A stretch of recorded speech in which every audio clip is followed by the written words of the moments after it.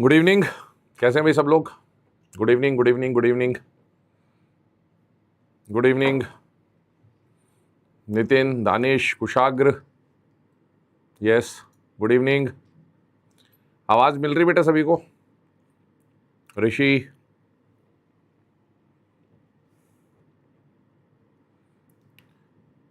Good evening. Yash, Wasil, Ilyas, Khubaib, good evening. उम्मीद करता हूँ आवाज़, ऑडियो वीडियो क्लियर है सभी को। सबा, यस, मैसेज मिल रहा है बेटा मेरे को यहाँ पर। Shikhar, Anshul, Deepak, Tanisha, Devinder, Rishi, good evening everyone. Audio video clear है? एक बार कमेंट कर दें एवी अगर ऑडियो वीडियो क्लियर है। एवी एवी एवी ये बाय डिफ़ॉल्ट बना लीजिए। हर लेक्चर में शुरुआत में, है ना, हम लोगों को पूछना ही पड़ेगा कि ऑडियो वीडियो क्लियर है या नहीं है, क्योंकि आप सामने नहीं है। सामने नहीं है तो हमें आपसे जानकारी लेनी पड़ेगी, और जैसे ये होता है तो आप एवी लिख दें ताकि हमें पता चल जाए ऑलरेडी, है ना जी। हाँ हाँ हाँ हाँ, श्रेया, बिल्कुल श्रेया, सोनू, हर्षित, बिल्कुल, हाँ जी, अनिकेत। चलिए, है ना, कल के लेक्चर में लास्ट में हम लोगों ने जो डिस्कशन किया था बेटा, वो कॉन्फ़िगरेशंस के बारे में था। और कॉन्फ़िगरेशंस में हम लोगों ने S block, P block, D block, F block के हर एक एलिमेंट का कॉन्फ़िगरेशन पढ़ लिया था, ठीक है ना। और वो जब कॉन्फ़िगरेशंस हम लोगों ने पढ़े थे, तो उन कॉन्फ़िगरेशंस में कल मैंने आपको डी ब्लॉक के कॉन्फ़िगरेशंस के बारे में बता दिया था। उसमें आपको याद करने का एक तरीका बता दिया था। क्यों आ गया हूँ, राहुल गांधी पिटाई करेगा, नवाब मौत तक रुका रहेगा, पढ़ाई होगी ज़ीरो, इस तरह की कुछ बातें हमने करी थी और उसकी मदद से हमने कॉन्फ़िगरेशन सॉल्व किए थे, ठीक है ना। इसके बाद, हाँ जी, इसके बाद हम लोगों ने बात करी थी एफ ब्लॉक के कॉन्फ़िगरेशंस के बारे में। और एफ ब्लॉक के कॉन्फ़िगरेशंस में आपको जो जानकारी दी गई थी वो था 4F और 5F के बारे में। 4F में आपको बोला था अब तक 56 भरो, मतलब जेनॉन 6s2 भरो। अब तक 56 भरने के बाद से गुड लक में D1 आएगा, बाकी सब में D0 आएगा, और बचे हुए इलेक्ट्रॉन हम किस में भर देते थे? F में, है ना। इसी तरीके से 90 से 103 की जब हमने बात करी थी तो वहाँ पर मैंने आपको बोला था अब तक 88 भरो, मतलब रेडॉन 7s2 भरिए। उसके बाद पवन, लोरी, सिनेमा में D1 आएगा, थॉर में D2 आएगा, और बाकी सब में D0 आएगा, और बचे हुए इलेक्ट्रॉन हम लोगों ने किस में भर दिए थे बेटा? 5F में। इस तरह की कुछ कॉन्फ़िगरेशंस हमने पढ़ ली थी। अब उसके आगे की बात करता हूं। याद करिए, कल जब लास्ट में हमने थोरियम पढ़ा था, है ना, तो थोरियम में पहले अब तक 88 भरा था, रेडॉन 7s2, ये अब तक 88 हो गया। इसके बाद आ रहा था वहां पर 6D और 5F, और आपको बोला था पवन, लोरी, सिनेमा में D1 आएगा, लेकिन थॉर में D2 आएगा, और D2 के बाद यहां पर F में कितने इलेक्ट्रॉन आते थे? 0, ठीक है ना। इस तरह की बात हमने करी थी। अब याद करिए, इसको रखा, हाँ बिल्कुल, इसको रखा तो एफ ब्लॉक में गया है। कहां रखा गया है? एफ ब्लॉक में। लेकिन इसकी कहानी बिल्कुल हीलियम जैसी है बेटा। हीलियम में याद करिए, कल लास्ट इलेक्ट्रॉन किस में जाता था? एस में। तो कॉन्फ़िगरेशन के हिसाब से हीलियम एस ब्लॉक का होना चाहिए, लेकिन प्रॉपर्टी के आधार पे उसको पी ब्लॉक में रखा गया है। Same stands with thorium. Thorium का लास्ट इलेक्ट्रॉन देखो, एफ में तो इलेक्ट्रॉन ही नहीं जा रहा है, डी में जा रहा है। तो लास्ट इलेक्ट्रॉन अगर डी में जा रहा है तो कायदे से तो उसको डी ब्लॉक का मेंबर होना चाहिए था। लेकिन थोरियम को 90 से 103, मतलब 5F में रखा जाता है। और उसका कारण भी यही है कि इसकी प्रॉपर्टीज किससे मैच होती है बेटा? 5F से मैच होती है, ठीक है ना। तो ये ओवरऑल कंडीशन है। तो हमें क्लियर होना चाहिए कि इसको और हीलियम को लास्ट इलेक्ट्रॉन के बेसिस पे तो कहीं और रखा जाना चाहिए था, लेकिन प्रॉपर्टी के आधार पे इनको पीरियोडिक टेबल में और एटॉमिक नंबर के बढ़ते ऑर्डर में इनको पीरियोडिक टेबल में रिस्पेक्टिव जहां पर जगह दी गई है वहां दी गई है, ठीक है ना। ये कंडीशन है। चलिए, अब इसके बाद आगे बढ़ते हैं अगली कंडीशन में। आज के लेक्चर में हम लोग कॉन्फ़िगरेशन से रिलेटेड कुछ क्वेश्चन सॉल्व करेंगे। कॉन्फ़िगरेशन से रिलेटेड जो क्वेश्चन हम लोग सॉल्व करने वाले हैं, उसमें मैं पहले आपको कुछ जानकारी दे दूं, फिर हम उन क्वेश्चंस पे आएंगे। जैसे एक नोट मैं बोल रहा हूं, लिखिएगा। एक नोट मैं बोल रहा हूं, लिखिएगा। स्टेटमेंट बोल रहा हूं, लिखिएगा। किसी भी सेम शेल में इलेक्ट्रॉन सबसे पहले उस शेल के एस सब शेल में जाएगा। किसी भी सेम शेल में इलेक्ट्रॉन सबसे पहले उसके s सबशेल में जाएगा, फिर उसके p सबशेल में जाएगा, फिर उसके d सबशेल में जाएगा, फिर उसके f सबशेल में जाएगा, sp-df। ध्यान से सुनना, क्या बोला मैंने? सेम शेल में। तो ये बात हो रही है फॉर सेम शेल। किसी भी सेम शेल में अगर मैंने शेल नंबर फिक्स कर दिया, मान लो n कर दिया, n-1 कर दिया, n-2 कर दिया, कोई एक शेल ले लो, चाहे n ले लो, चाहे n-1 ले लो, चाहे n-2 ले लो, किसी भी सेम शेल में इलेक्ट्रॉन सबसे पहले उसके s में जाएगा, फिर उसके p में जाएगा, फिर उसके d में जाएगा, फिर उसके f में जाएगा। सर ये कैसे हो गया? अफबाउ रूल आपको याद है? अफबाउ रूल के हिसाब से अगर मैं चलूं, मान लो ये मैंने न्यूक्लियस बनाया, पहला शेल, दूसरा शेल, तीसरा शेल, चौथा शेल। मुझे बताइए पहले शेल में कितना सबशेल होता है? 1। दूसरे शेल में कितने सबशेल होते हैं? 2। तीसरे शेल में कितने सबशेल होते हैं? 3। और चौथे शेल में कितने सबशेल होते हैं? 4। मान लो चौथे का 4 है, तो 4 में 4s भी आएगा, 4p भी आएगा, 4d भी आएगा और 4f भी आएगा। अब अगर मैं बोलूं बताओ 4s, 4p, 4d, 4f में से इलेक्ट्रॉन अगर एंटर हो रहा है तो पहले कहां जाएगा? तो बेटा पहले तो 4s में जाएगा, 4s भर जाएगा तो 4p में जाएगा, इधर उधर कहीं जा रहा होगा। पर इन चारों में अगर मैं बात करूं तो पहले इसमें जाएगा, फिर इसमें जाएगा, फिर इसमें जाएगा, फिर इसमें जाएगा। तो अगर सेम शेल की बात करता हूं तो सेम शेल में इलेक्ट्रॉन सबसे पहले s में, फिर p में, फिर d में, फिर f में। अगर ये बात क्लियर है तो वहां पर कमेंट में बता दे मुझे यस लिखकर, अगर ये बात क्लियर है। मान लीजिए मैं 4th के बदले 3rd शेल लेता हूं। कौन सा शेल लेता हूं? 3rd। तो 3rd शेल में तो 3 सबशेल होंगे। कौन कौन होंगे? 3s, 3p और 3d।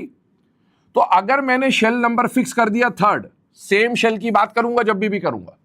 अब मैंने शेल नंबर फिक्स कर दिया 3rd, तो मुझे बताइए 3rd में इलेक्ट्रॉन पहले किस में जाएगा? तो पहले 3rd के s में जाएगा, फिर 3rd के p में जाएगा, फिर 3rd के d में जाएगा। 3rd में f होता नहीं है इसलिए f में नहीं जाएगा।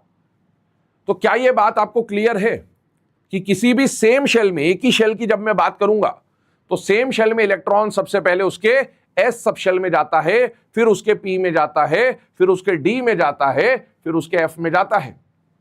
पक्की बात? बहुत इंपॉर्टेंट बात है, इसकी वजह से बच्चे बहुत क्वेश्चन गलत करते हैं।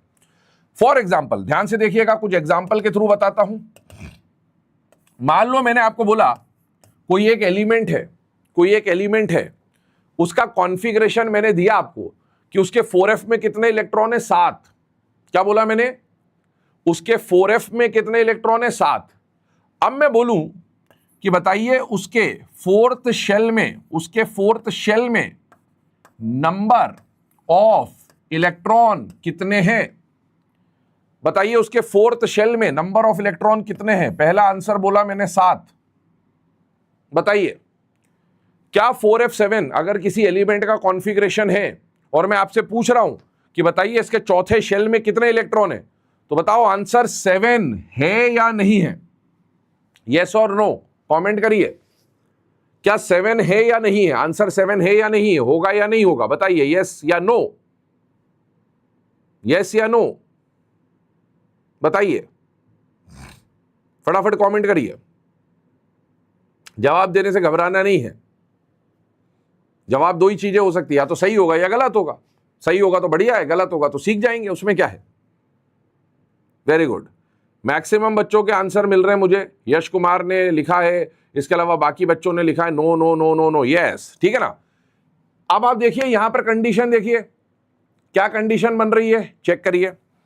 मुझे बताइए 4th शेल में मैंने आपको दिखा रखा है 4f7, लेकिन बेटा 4th शेल में डायरेक्ट इलेक्ट्रॉन 4f में थोड़ी जाएगा, 4f में नहीं जा सकता, 4f में नहीं जा सकता। क्या 4f से पहले 4 का s भरा होगा? यस भरा होगा। क्या 4f7 से 4 का p भी भरा होगा? यस भरा होगा। क्या 4f7 से 4 का d भी भरा होगा? यस भरा होगा। तब जाके ना 4f7 आएगा। और जब मैं इन सबको टोटल करूंगा तो हो जाएगा 25। इसका मतलब है आंसर 7 नहीं होगा, आंसर 25 होगा। क्या यह बात क्लियर हो गई है सभी को? क्या यह बात क्लियर हो गई है सभी को? पक्की बात? क्लियर है? हम सब दिखा दें अगर क्लियर है ये बात।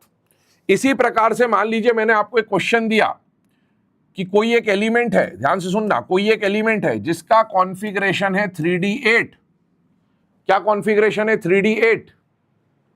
अब मैं बोलूं कि बताओ इसके थर्ड शेल में कितने इलेक्ट्रॉन है, तो आंसर 8 होगा क्या? आंसर 8 होगा क्या? नहीं होगा ना, क्योंकि भैया 3 में डी गया है। अरे डायरेक्टली थर्ड शेल में डी थोड़ी जा सकता है। थर्ड के डी से पहले थर्ड का एस और थर्ड का पी भी तो भरा होगा। हाँ, एफ इसमें होता नहीं है, एफ इसमें होता नहीं है। क्या ये बात क्लियर है? तो इसका आंसर हो जाएगा 2 + 6 8, 8 + 8 16। मतलब इस एलिमेंट के थर्ड शेल में 16 इलेक्ट्रॉन होंगे। क्या ये बात आपको चमक में आ गई है? ये और ये कॉन्सेप्ट आपको समझ में आ गया क्या?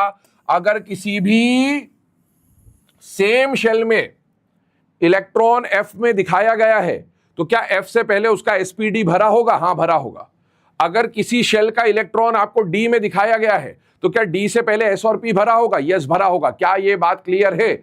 आग लगा दीजिए कमेंट बॉक्स में, फटाफट यस लिख दीजिए। ठीक है, अब इसी पे हम लोग प्रश्न करेंगे, इसी पे हम लोग प्रश्न करेंगे बेटा, ध्यान से देखिएगा। ठीक है ना?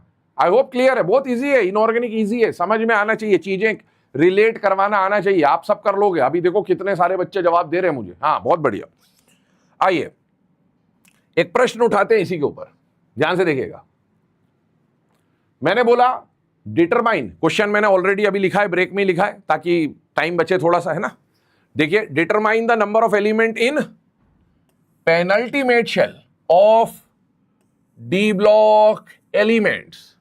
Penultimate shell of D block elements, D block elements. अब मुझे बताइए, डी ब्लॉक में कल हमने पढ़ा था 3D series, 4D series, 5D series, 6D series, पक्की बात? तो डी ब्लॉक में टोटल 40 एलिमेंट है बेटा। लेकिन यहां पर उन 40 में से किसी पर्टिकुलर, जैसे स्कैंडियम, टाइटेनियम, वेनेडियम, किसी का नाम लिखा है या पूरा डी ब्लॉक लिखा है? तो पूरा डी ब्लॉक लिखा है। अगर किसी पर्टिकुलर एलिमेंट का नाम लिखता तो मैं उसके इलेक्ट्रॉन गिन लेता, लेकिन यहां पर पूरा डी ब्लॉक बोला है इसने। तो पूरा डी ब्लॉक बोला है तो मैं पूरे डी ब्लॉक में 40 एलिमेंट की एक एक करके तो कॉन्फ़िगरेशन लिखूंगा नहीं, इतना टाइम थोड़ी होगा एग्जाम में। तो आपको जब पूरा डी ब्लॉक एक साथ समेटना है तो आपको आवश्यकता पड़ेगी जनरल इलेक्ट्रॉनिक कॉन्फ़िगरेशन की। किसकी जरूरत पड़ेगी? जनरल इलेक्ट्रॉनिक कॉन्फ़िगरेशन की। और याद करिए, डी ब्लॉक का जनरल कॉन्फ़िगरेशन होता है NS0 to 2 N-1D 1 to 10। क्या ये डी ब्लॉक का जनरल कॉन्फ़िगरेशन होता है बेटा? यस। अगली बात, मुझे बोला है डी ब्लॉक में कौन से शेल पे फोकस करना है? Penultimate shell. बहुत सारे बच्चों ने आंसर देना भी चालू कर दिया, मतलब कॉन्सेप्ट क्लियर हो गया है, आपको चमक गया है। ठीक है, मुझे बताइए nth शेल को क्या बोला जाता है? Outer most shell. N-1 को क्या बोला जाता है? Penultimate shell. और N-2 को क्या बोला जाता है बेटा? Pre penultimate shell. ये नाम हम लोग ऑलरेडी डिस्कस कर चुके हैं, है ना? अभी मुझे कौन से शेल के ऊपर फोकस करने को बोला गया है प्रश्न में? Penultimate shell. पेनल्टीमेट शेल कहने का मतलब बताइए, मैं n के बारे में बात करूंगा या N-1 के बारे में बात करूंगा? तो N-1 के बारे में बात करूंगा। ठीक है, अब देखो यहां पर बच्चा जब क्वेश्चन देखता है ना तो उसे ऐसा लगता है कि आंसर N-1 में पेनल्टीमेट शेल में कितने इलेक्ट्रॉन दिख रहे हैं? 1 से 10। और बच्चा जल्दबाजी में 1 से 10 लगा के आ जाता है, जो कि आप में से भी कई बच्चों ने लगाया है, लेकिन यह गलत है, लेकिन ये गलत है, लेकिन ये गलत है। यही तो इनऑर्गेनिक केमिस्ट्री की खूबसूरती है बेटा, आंसर सामने दिखा दिखा के गलत करवा देगा आपसे। यही तो खूबसूरती है इस सब्जेक्ट की। आपने देखा N-1 में क्या दिख रहा है? 1 से 10, तो आपने बोल दिया 1 से 10, खटाक से बोल दिया आंसर। गलत है ये। तो सर फिर सही क्या है? अरे सही क्या है, अभी तो बताया था थोड़ी देर पहले यहां पर कि सही क्या है। ये इधर देखिएगा, चेक करिएगा यहां पर इस कॉन्फ़िगरेशन पे, समझना। ऐसा एक और क्वेश्चन अभी लेंगे। क्या यहां पर आपको 2 शेल दिख रहे हैं? एक तो N और एक N-1। N और N-1। सबसे पहले nth शेल की बात करता हूं। कौन से शेल की बात करता हूं? nth की। मुझे बताइए किसी भी सेम शेल में, अभी मैंने इसको भूल जाओ, मैं सिर्फ N की बात कर रहा हूं। सेम शेल में इलेक्ट्रॉन सबसे पहले उसके S में जाएगा, फिर P में जाएगा, फिर D में जाएगा, फिर F में जाएगा। पक्की बात है? बताओ सेम शेल में यहां क्या दिखा रखा? S। तो बताओ S से पहले कुछ आया होगा क्या? नहीं आया होगा, क्योंकि घुसते से ही शेल में सबसे पहले S ही तो आता है। तो s के साथ जो दे रखा है उसको तो एज इट इज लिख दो, इसमें कुछ हिडन नहीं है, आपको हिडन कॉन्फ़िगरेशन ढूंढना सीखना है। अच्छा, n की कहानी खत्म हो गई। क्या n के अलावा एक और शेल नंबर दिख रहा है बेटा? यस, कौन सा शेल नंबर दिख रहा है? n-1। क्या n-1 शेल को पेनल्टीमेट शेल कहा जाता है? यस। मुझे बताइए, सेम शेल में, इसको भूल जाओ आप, अब सेम शेल की बात करो। सेम शेल में इलेक्ट्रॉन किस में दिखा रखा है? डी में। क्या किसी शेल में इलेक्ट्रॉन डायरेक्टली डी में जा सकता है क्या? नहीं जा सकता बेटा। डायरेक्टली डी में कैसे जाएगा? पहले किसी भी शेल में इलेक्ट्रॉन उसके एस में भरा होगा, फिर उसी शेल के पी में भरा होगा, तब जाके उस शेल के डी में इलेक्ट्रॉन गया होगा। डी के साथ जो दिख रहा है वो लिख दो। क्या ये कंडेंस फॉर्म और एक्सपांडेड फॉर्म आपको समझ में आ गया बेटा? यस। अब इसके अकॉर्डिंगली आप सॉल्व करिए, क्या प्रश्न में आपको पेनल्टीमेट शेल के ऊपर फोकस करने को बोला गया है? यस। और जब इसके अंदर आप इलेक्ट्रॉन की गिनती करोगे तो 2 + 6 8, 8 + 1 9, 9 से लेकर 8 + 10 18, ये तो फिक्स है ना, ये 8 तो फिक्स है। तो 8 में 1 जोड़ दूंगा तो 9, और 8 में 10 जोड़ दूंगा तो 18। तो मेरा करेक्ट आंसर हो जाएगा 9 से लेकर 18। क्या ये बात आपको चमक चुकी है बेटा? बता दीजिए, क्या ये क्लियर हो गया? जल्दबाजी में बच्चा 1 से 10 लगाता है, जो कि आप में से भी कईयों ने करा है, कोई गलत बात नहीं है, लेकिन हमको सीखना है, यही तो गलतियों को हमको सही करना है। मैंने आपको पहले शुरुआती लेक्चर्स में बताया था कि धमाल का लाल बटन दबा देते हैं, है ना? तो ये लाल बटन था बेटा, हमें तो हरा बटन दबाना है, तब जाके काम चलेगा। क्या ये बात क्लियर हो गई है सबको? क्या ये क्वेश्चन का कॉन्सेप्ट क्लियर है? यस कर दीजिए अगर समझ में आ चुका है। तो ऐसा एक और क्वेश्चन लेंगे हम। क्लियर? पक्का? आगे बढ़ रहा हूं अगले प्रश्न पे, ध्यान से देखिएगा। Determine the number of electrons present in pre penultimate shell. Pre penultimate shell कौन होता है? n होता है कि n-1 होता है कि n-2 होता है? n-2 होता है। प्री पेनल्टीमेट का मतलब है n-2 की बात हो रही है। और इस बार जिन एलिमेंट्स को टारगेट किया जा रहा है क्वेश्चन में, वो s ब्लॉक है, p ब्लॉक है, d ब्लॉक है या f ब्लॉक है? तो f ब्लॉक है बेटा। तो पूरा f ब्लॉक एक साथ लिखना है तो उसके लिए मुझे क्या चाहिए होगी? General electronic configuration. General electronic configuration ध्यान से देखिएगा। General electronic configuration, f block का general electronic configuration ns2 n-1d 0 और 1 n-2f 1 से लेकर 14 ये होता है। और इस बार इसमें बताइए कितने शेल हैं? 3 शेल है। इसमें आउटर मोस्ट शेल भी है, इसमें पेनल्टीमेट शेल भी है, और इसमें प्री पेनल्टीमेट शेल भी है। आपसे प्रश्न में किसके ऊपर पूछा गया? Pre penultimate. प्री पेनल्टीमेट मतलब n-2 का पूछा है। अच्छा बताओ, n-2 में कितने इलेक्ट्रॉन दिख रहे हैं? 1 से 14। तो बच्चा आता है और भिड़ते से 1 से 14 लगा देता है, क्योंकि उसको वही दिख रहा होता है, लेकिन ये तो गलत है। ये तो लाल बटन था, नहीं दबाना था। क्या ये बात समझ में आई है आपको? अब इसको पहले एक्सपांडेड फॉर्म में लिखना सीखो। यहां कुछ छुपा हुआ है, उसको पहचानना सीखो। बताओ किसी शेल में, इसको भूल जाओ, सेम शेल में इलेक्ट्रॉन डायरेक्टली एफ में जा सकता है क्या? क्या एफ में जा सकता है क्या? नहीं जाएगा। पहले उसी शेल का एस भरेगा, फिर उसी शेल का पी भरेगा, फिर उसी शेल का डी भरेगा, तब जाके तो एफ भरेगा। हाँ या ना? तो इसको एक्सपांड करते हैं। आइए, सारे शेल के लिए। यहां प्री पेनल्टीमेट बोला है, तो प्री पेनल्टीमेट के बदले पेनल्टीमेट का भी क्वेश्चन बना सकता है, और प्री पेनल्टीमेट के बदले आउटर मोस्ट का भी बना सकता है। तो हम तो पूरा सॉल्व करते हैं। पहला शेल लिया मैंने n। बताइए, सेम शेल में इलेक्ट्रॉन सबसे पहले एस में जाएगा कि नहीं जाएगा? जाएगा। और यहां ऐसी दिखा रखा है, तो इसके अंदर कुछ भी छुपा हुआ नहीं है। अगले शेल पे आइए। अगला शेल कौन सा है? n-1। बेटा, सेम शेल में इलेक्ट्रॉन डायरेक्टली डी में जा सकता है क्या? नहीं। किसी भी सेम शेल में इलेक्ट्रॉन पहले उसके एस में जाएगा, फिर उसके पी में जाएगा, तब जाके उसके डी में जाएगा, और डी में जो दे रखा है उसको लिख दीजिए। अगले पे आइए। अगले शेल पे आता हूं, n-2। बेटा, किसी भी सेम शेल में इलेक्ट्रॉन डायरेक्टली एफ में नहीं जाएगा, पहले उसके एस में जाएगा, फिर उसके पी में जाएगा, फिर उसके डी में जाएगा, फिर एफ के साथ जो लिखा हुआ है वो लिख दीजिए। अब देखो, एसपीडी तो फिक्स है, टोटल 18 तो वो हो गए, और 18 में 1 जोड़ दूंगा तो 19, और 18 में 14 जोड़ दूंगा तो 32। मतलब इसका करेक्ट आंसर हो जाएगा 19 से लेकर 32। क्या ये बात आपको समझ में आ गई है बच्चों? तो ऐसे क्वेश्चन अगर आ जाएं तो क्या अब आप ऐसे क्वेश्चन से डील कर लेंगे बेटे? ऐसे क्वेश्चंस आ जाएं तो क्या अब आप इनसे डील कर लेंगे?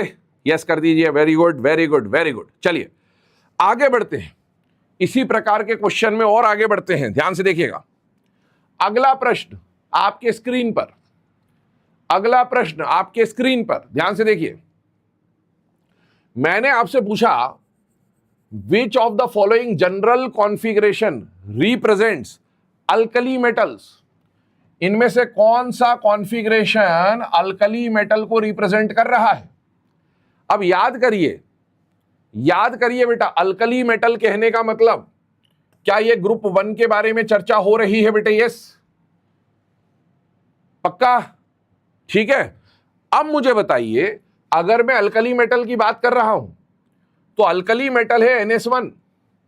अब इन चारों ऑप्शंस को देखिए, चारों ऑप्शन में यहां NS1 है, यहां NS1 है, यहां NH2 है और यहां NH2 है। तो बेटा अगर NS1 दिख रहा है, NH2 दिख रहा है, तो इतना तो समझ में आ गया कि ये C और D हमारा आंसर नहीं हो सकता, क्योंकि अल्कली मेटल होने के लिए तो NS1 होना चाहिए। तो भाई 2 ऑप्शन तो हमने ऑलरेडी एलिमिनेट कर दिए, पक्की बात है। अब इन दोनों में से मुझे डिसाइड करना है, इन दोनों में से मुझे डिसाइड करना है कि कौन सा आंसर सही होगा। NS1 इसमें भी है, NS1 इसमें भी है, लेकिन यहां पर N-1 के साथ H2P6D10 है और यहां N-1 के साथ H2 और P6 है। अब मुझे चेक करना है कि दोनों में से कौन सही है और कौन गलत है। अब इसके लिए क्या करें, ध्यान से सुनना बेटा। हम लोगों ने nth पीरियड, जब हमने वो सब सड़प सड़प सबडप सबडप बनाया था ना, तब हमने nth पीरियड की कहानी पढ़ी थी और मैंने बोला था किसी भी पीरियड में S से शुरू होगा, P पे खत्म होगा, रिवर्स में आएगा D, F, G, H। याद करिए, कुछ इस तरह का बताया था आपको। यस, कोई भी पीरियड हो NS से शुरू होता है, NP पे जाके खत्म होता है, रिवर्स में आता है N-1D और N-2F। ये तो लिखने का तरीका था, लेकिन बताइए इलेक्ट्रॉन भरते कैसे थे? तो बेटा सबसे पहले इलेक्ट्रॉन NS में जाएगा, NS के बाद N-2, क्योंकि S से शुरू होगा और P पे खत्म होगा, N-2F के बाद N-1D में जाएगा और फिर NP में जाएगा। पक्की बात है। अच्छा, अब मैं कुछ चीजें बता रहा हूं, ये जो मैं अभी बता रहा हूं ये बाद में भी काम आएगी, कल के लेक्चर में भी काम आएगी। ध्यान सुनिएगा, क्या पॉइंट है। अल्कली मेटल होने का मतलब क्या हुआ बेटा? S ब्लॉक का एलिमेंट होना है या नहीं होना है, बताइए। अल्कली मेटल होने का मतलब S ब्लॉक का एलिमेंट होना है या नहीं होना है? बेटा होना है। और मैं एक पॉइंट बोल रहा हूं, नोट बना के लिखिएगा। पॉइंट बोल रहा हूं, नोट बना के लिखिएगा, स्टेटमेंट बना के लिखिएगा। Very very important statement, rule है ये, बोल रहा हूं, ध्यान सुनिएगा, लिखिएगा। S ब्लॉक का एलिमेंट होने के लिए, S ब्लॉक का एलिमेंट होने के लिए, S ब्लॉक का एलिमेंट होने के लिए NS में 1 या 2 होना चाहिए। S ब्लॉक का एलिमेंट होने के लिए NS में 1 या 2 होना चाहिए, लेकिन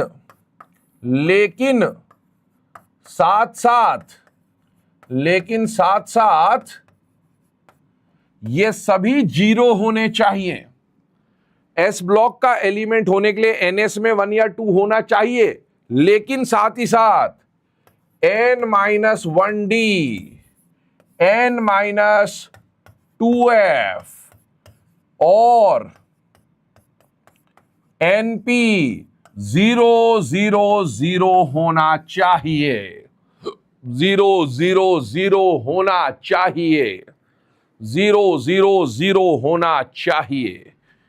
क्या ये बात क्लियर है? अभी ये जो स्टेटमेंट हम लोगों ने लिखा है, इसकी कहानी समझ लीजिए। S ब्लॉक का एलिमेंट होने के लिए NS में 1 या 2 होना चाहिए, लेकिन साथ साथ N-1D, N-2F और NP 0 होना चाहिए। ऐसा क्यों? क्या आप सोच सकते हैं बेटा? मुझे बताओ, अगर S ब्लॉक का एलिमेंट होना है, ध्यान से देखिएगा, NS, N-2F, N-1D और NP, ये सीक्वेंस है, ये सीक्वेंस है सब डब का, है ना।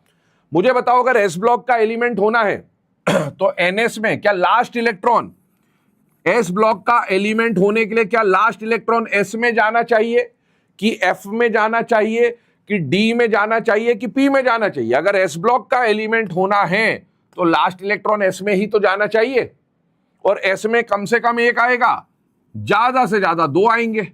मतलब S ब्लॉक का एलिमेंट होने के लिए NS में 1 या 2 होना चाहिए। लेकिन सोचो, ये 0 क्यों होने चाहिए? क्योंकि अगर ये 0 नहीं है तो सोचो, अगर NH2 के बाद मान लो इलेक्ट्रॉन यहां चला गया, NH2 के बाद मान लो इलेक्ट्रॉन यहां चला गया, तो लास्ट इलेक्ट्रॉन S में गया कि F में गया? लास्ट इलेक्ट्रॉन S में गया कि F में गया? F में चला जाएगा तो भैया वो तो F ब्लॉक का मेंबर हो जाएगा, और हमें तो S ब्लॉक चाहिए ना।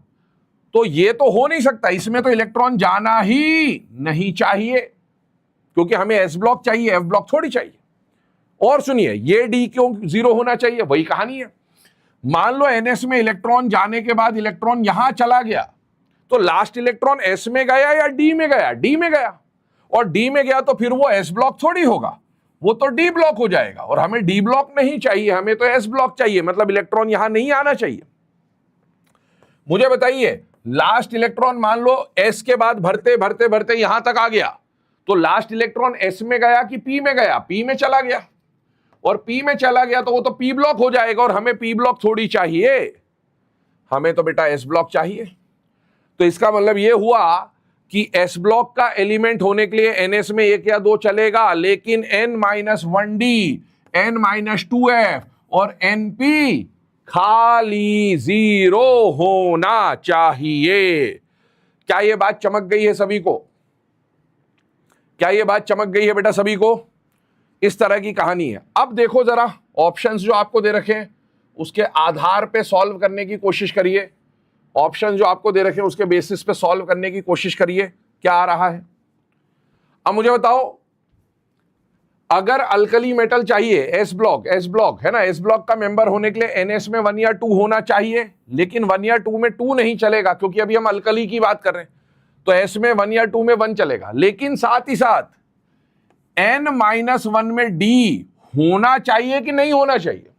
N-1 में D होना चाहिए कि नहीं होना चाहिए? नहीं होना चाहिए। यहां तो N-1 में D है, तो बेटा ये S ब्लॉक नहीं होगा, क्योंकि NS के बाद अगर N-1D में इलेक्ट्रॉन चला गया तो वो तो D ब्लॉक बन जाएगा, वो S ब्लॉक नहीं होगा, और इसीलिए करेक्ट आंसर हो जाएगा सेकंड ऑप्शन, क्योंकि उसके अंदर N-1D नहीं है। क्या ये बात क्लियर है बेटा सभी को?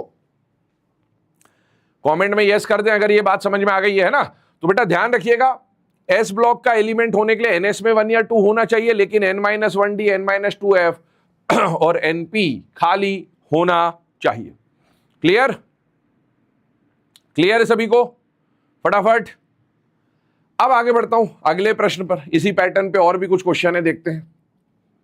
अगला प्रश्न मैं लिख रहा हूं आपके सामने, ये है, which of the following general electronic configuration represents main group elements?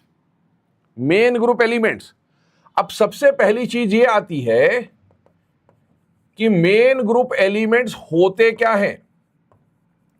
बेटा मेन ग्रुप एलिमेंट्स बोला जाए या फिर प्रश्न में कभी आपको नॉर्मल एलिमेंट्स बोला जाए, ये एक ही बात है। मेन ग्रुप को नॉर्मल एलिमेंट भी बोला जाता है, और एनसीईआरटी का एक स्टेटमेंट है, ध्यान से देखिएगा, एनसीईआरटी का एक स्टेटमेंट है, S and P block elements, S and P block elements are collectively known as main group elements, are collectively known as main group elements। ठीक है। तो जब भी मेन ग्रुप एलिमेंट या नॉर्मल एलिमेंट की बात आएगी तो एक चीज क्लियर कर ले, पूरा एस ब्लॉक और पूरा पी ब्लॉक ये मिलाकर क्या कहलाता है, मेन ग्रुप एलिमेंट।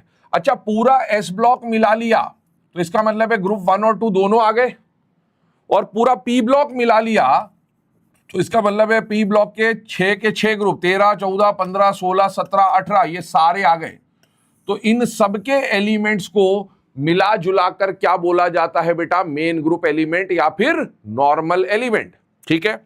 अब आपसे बोला है कि इनमें से कौन सी ऐसी कॉन्फ़िगरेशन है जो सभी मेन ग्रुप एलिमेंट को एक साथ समेट दे, एक साथ लपेट दे। ध्यान से देखिएगा, मुझे बताइए क्या एस ब्लॉक, क्योंकि एस ब्लॉक भी लेना है और पी ब्लॉक भी लेना है, और पी ब्लॉक में बताइए ग्रुप नंबर 18 को लेना है या नहीं लेना है, तो इसको भी लेना है, सबको लेना है। ध्यान से देखिए, 4 ऑप्शन देखिए।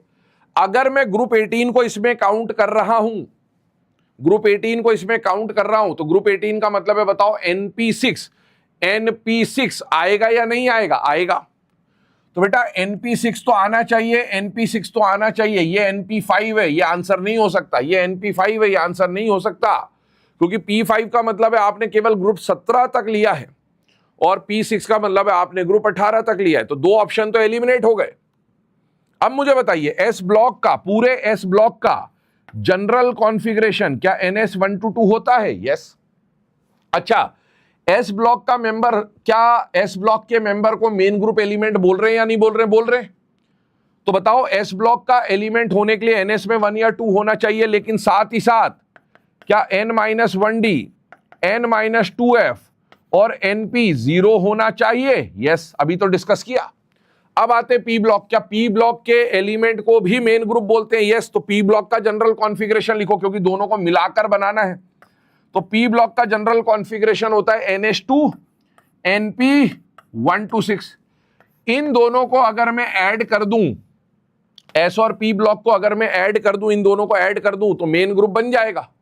अब देखो ऐड कैसे करना है, बताओ। NS की वैल्यू, NS की वैल्यू, NS की वैल्यू, NS की वैल्यू का मिनिमम वैल्यू 1 आ रहा है और मैक्सिमम वैल्यू 2 आ रहा है। मतलब दोनों जगह मिलाकर देखो NS का वैल्यू किस रेंज में चल रहा है, 1 से लेकर 2, 1 से लेकर 2, यहां भी 1 से 2, यहां भी 1 से 2, यहां भी 1 से 2, यहां भी 1 से 2, लेकिन ये 2 तो एलिमिनेट हो गए। मतलब NS की वैल्यू देखकर मुझे आंसर नहीं पता चल रहा, क्योंकि वो तो हर जगह सेम है। लेकिन क्या पी ब्लॉक की भी कॉन्फ़िगरेशन देखनी है? यस। तो एस की बात तो हो गई, एस की बात तो हो गई। अब आइए पी पर। यहां पर एनपी का वैल्यू क्या दिख रहा है, 1 से 6। तो मुझे बताओ ये वाला आंसर जो एनपी 1 से 6 है, ये सही है या ऊपर वाला सही है? बताइए, ए सही होगा या सी सही होगा?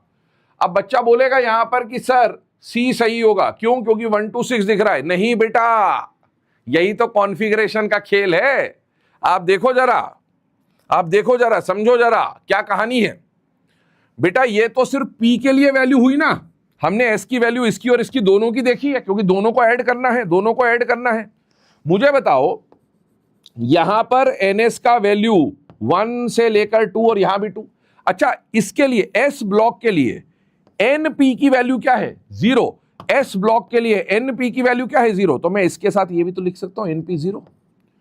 अब मुझे बताओ अगर दोनों को मिलाना है तो एनपी की वैल्यू 0 से लेकर एनपी की वैल्यू 1 to 6, मतलब मिनिमम जाएगी 0 और मैक्सिमम जाएगी 6। मिनिमम जाएगी 0, मैक्सिमम जाएगी 6, क्योंकि इसके अंदर एस ब्लॉक इंक्लूडेड है और एस ब्लॉक होने के लिए एनपी 0 होना चाहिए। आई होप ये बात आपको समझ में आ गई है कि आंसर 1 to 6 वाला ऑप्शन नहीं जाएगा, आंसर 0 to 6 जाएगा। और 0 क्यों? क्योंकि एस ब्लॉक काउंट कर रहे हो और एस ब्लॉक के लिए पी की वैल्यू 0 होनी चाहिए। आई होप ये कहानी क्लियर है। तो ये क्वेश्चन देख ले, एक बार कमेंट कर दें।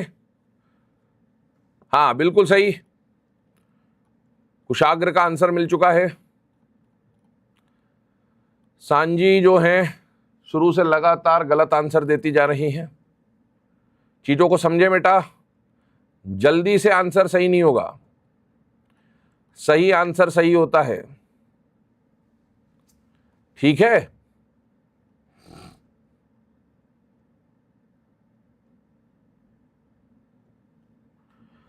सांजी लिख रही है सर आपने इस तरह से कल तो इस तरह का पढ़ाया थोड़ी था बेटा, कल तो सिर्फ कॉन्फ़िगरेशन लिखाई थी, क्वेश्चन तो आज कर रहे हैं ना बेटा, तो आज ही समझाएंगे ना।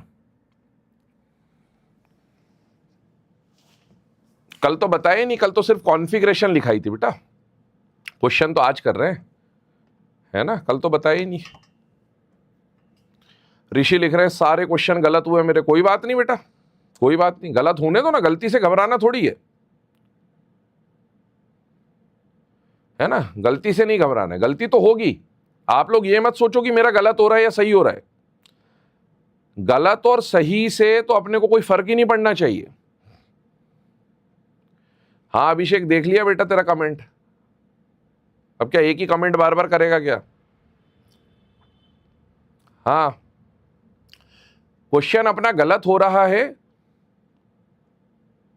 ठीक है, क्वेश्चन अपना गलत हो रहा है, उससे घबराना नहीं है, सीखना है। अपन गलत करेंगे तभी तो सही सीखेंगे, अपने को आता ही होता तो फिर सीखने की जरूरत क्या पड़ती, है ना। इसलिए गलतियों से कभी नहीं घबराना, ठीक है, गलतियों से कभी नहीं घबराना है, ये बात ध्यान रखिएगा, है ना। मैं तो क्लियरली बोलता हूं बेटा बच्चों को शुरू में ही कि आपसे अगर गलत हो रहा है ना तो घबराओ मत, गलत तो आप करोगे ना, आपको आता ही होता तो फिर बात क्या थी, सीखने की जरूरत क्या पड़ती, है ना। चलिए तो ये क्लियर है सभी को, आई होप। अब हम आगे बढ़ सकते हैं, चलिए अगले केस के ऊपर बढ़ते हैं। एक और क्वेश्चन चलो मैं आपको इसी प्रकार का करवाता हूं, ठीक है, एक और क्वेश्चन इसी प्रकार का कराता हूं। क्वेश्चन बोल रहा हूं, लिखिएगा, determine the maximum number of electrons, question लिखिएगा, है ना, determine the maximum number of electrons in outermost shell, in outermost shell of S block, P block, D block and F block elements respectively. Maximum number of electrons in the outermost shell of S block, P block, D block and F block elements respectively. ठीक है, option दे रहा हूं, एक बार try करिएगा आप लोग।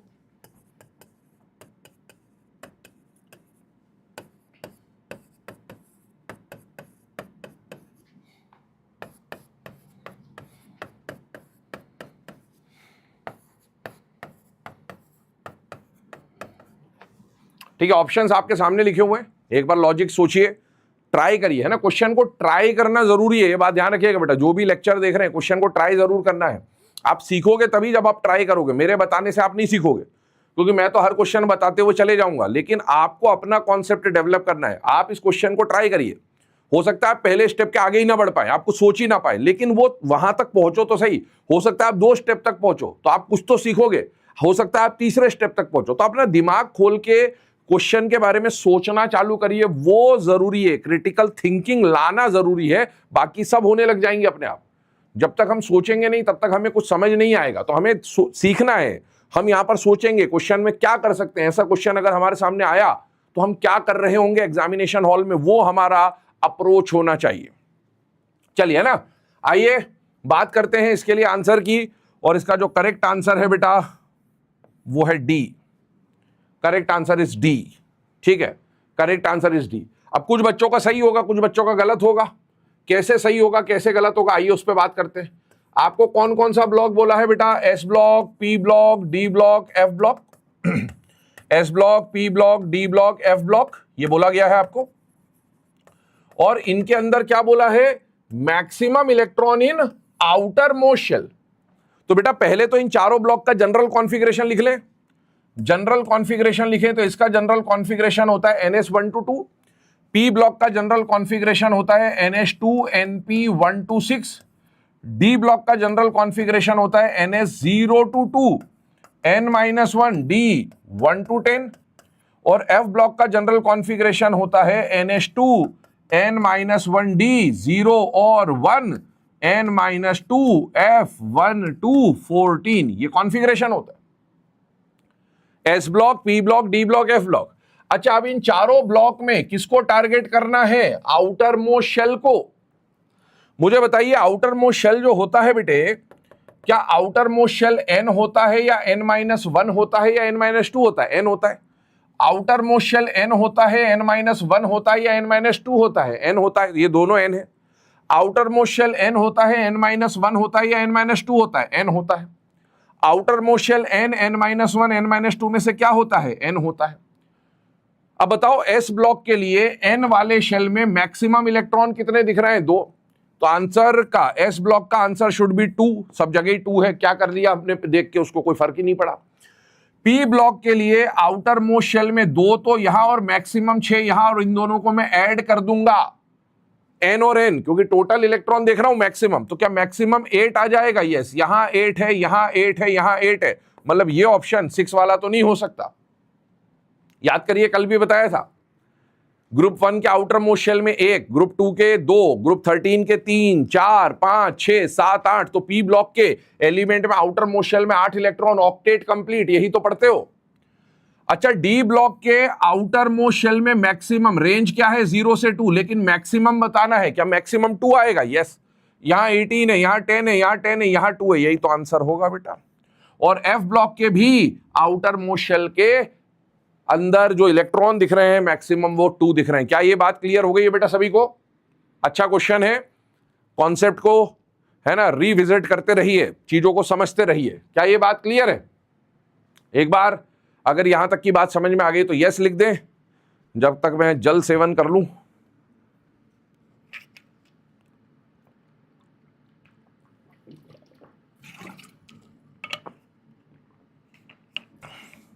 देविंदर पूछ रहे हैं सर n-1 के पास भी NsNp होता है? n-1 में n कहां आएगा?